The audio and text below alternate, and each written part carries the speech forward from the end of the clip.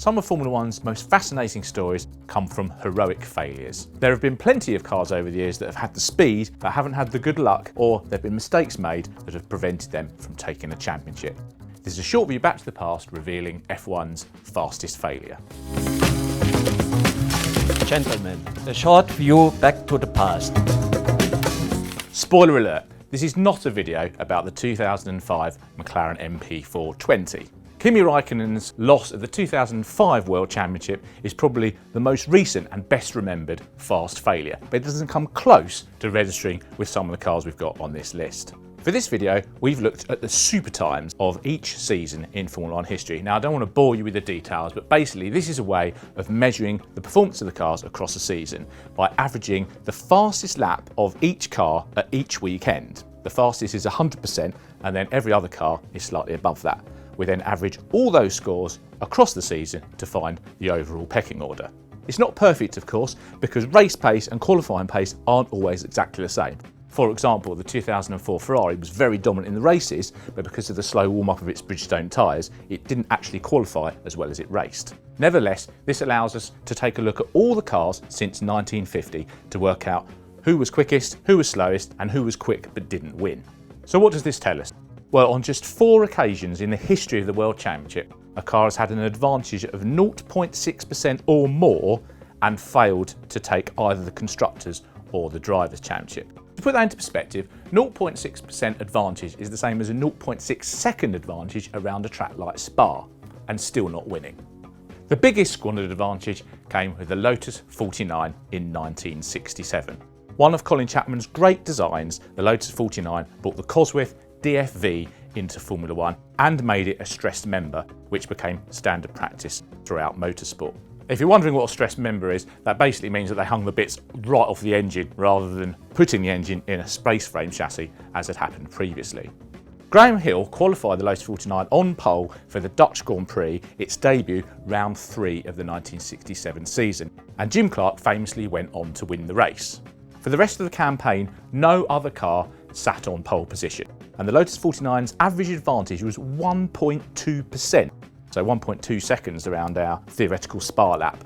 And that was over the Eagle, Dan Gurney's iconic car that actually only won 1 race because it was unreliable. That's the 10th biggest advantage in World Championship history, and the Lotus 49 was 1.4% faster than the Brabhams that actually took both the Constructors and Drivers' Championship that year. The Lotus 49 contested 9 of the 11 World Championship races in 1967, which should easily have been enough to make up for the ground Lotus lost in the first 2 races. But unreliability completely killed their challenge. Transmission, suspension and engine woes were the main culprits and limited poor Hill to just 2 finishes. Jim Clark's light touch managed to coax the Lotus 49 to 4 victories, but it was not enough to stop Denny Hulme taking the Drivers' Championship. Despite him only scoring 2 wins, it was a remarkably consistent season, the complete opposite to the one that Lotus managed to put in. So surely the Lotus 49 wins our title of the fastest failure. Except it doesn't. And it's not just because it was a groundbreaking design. It also, of course, went on to win both the Drivers' and Constructors' Championship in 1968. Graham Hill picked the team up after Jim Clark's death to score that success against Jackie Stewart and Matra. So to call the Lotus 49 a fast failure would be a bit harsh. And remember, its C version went on to win races as late as 1970. There are 2 Ferraris that are candidate for this dubious title, the 1968 312 and the 1974 312B3, both of which had an advantage of about 0.7% over the opposition and failed to win either championship. But they are both beaten to this title by another groundbreaking design. Renault pioneered turbocharging in Formula 1. Initially labelled the yellow teapot when it first appeared in 1977, the turbocharged Renault became less and less of a joke as time went by.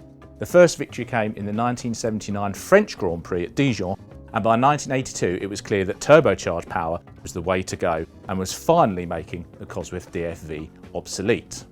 The RE30B was comfortably the fastest car of the 1982 season. Alain Prost and René Arnoux scored 10 poles from the 16 races. They were 0.7% on average faster than the next quickest Brabham, 0.9% faster than Ferrari, which actually took the Constructors' Championship, and a whopping 1.7% faster than the Williams that Keke Rosberg took to the Drivers' title. That sort of margin usually covers most of the field in 2022. Now, the ability of the turbo cars to turn up the boost for qualifying obviously skews the numbers somewhat, and their race pace wasn't as far ahead as the opposition as it was in qualifying. But it was still quick on race day. Prost and Arnoux led all but 3 of the races that season and more than 40% of all the laps.